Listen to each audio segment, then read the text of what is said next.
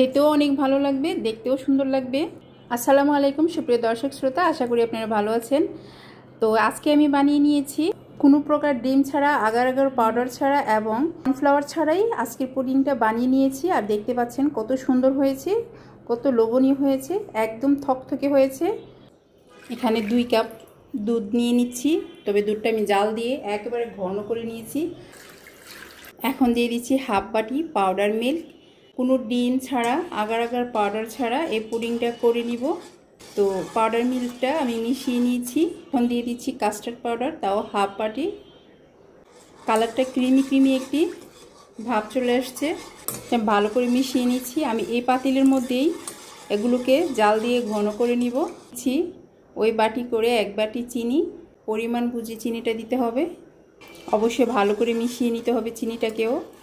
আর আমি milk powder দিয়েছি টেস্টটা ভালো আসার জন্য। মিল্ক পাউডার আর চিনির বদলে আপনারা কনডেন্স মিল্কও ইউজ করতে পারবেন।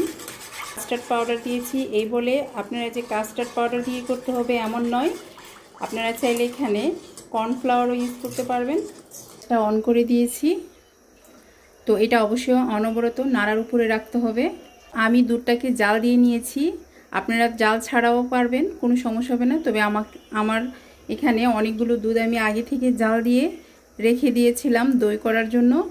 তো এখন একটু করে 2 কাপের মতো আমি দুধ নিয়ে এই পুডিংটা বানিয়ে নিচ্ছি।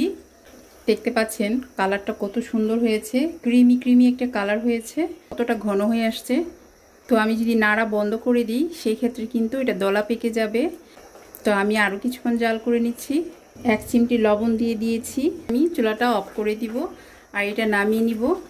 যে ছোট একটা মোল্ড দেখতে পাচ্ছেন, এই মোল্ডটার মধ্যে আমি ঘি মেখে নিয়েছিলাম। তো ঘি মেখে নেওয়ার কারণে তাড়াতাড়ি উঠে আসবে, এজন্য মেখে নিয়েছি।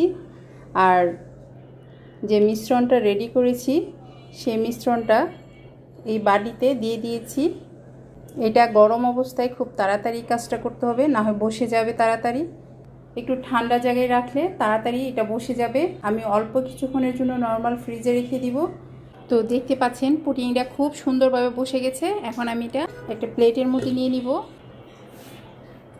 নিয়েছি, একটু পড়ে গিয়েছিল সাইডে, তো এটা ভেঙে গিয়েছে। আমি ছোট ছোট পিস করে কেটে নিব। তো আমি ছোট ছোট পিস করে নিয়েছি। ডিম ছাড়া, আগার আগার পাউডার ছাড়া পুডিংটা খুবই ভালো লাগছে, আর হাত দিয়ে খুব ভালোভাবে ধরা যাচ্ছে। এই যে কতটা সফট হয়েছে। আর যেটা ভেঙে গেছে ওইটা আমার ধরার কারণে এটা ভেঙে গেছে। তো এখন আমি সামান্য পাউডার মিল্ক দিয়ে দিব।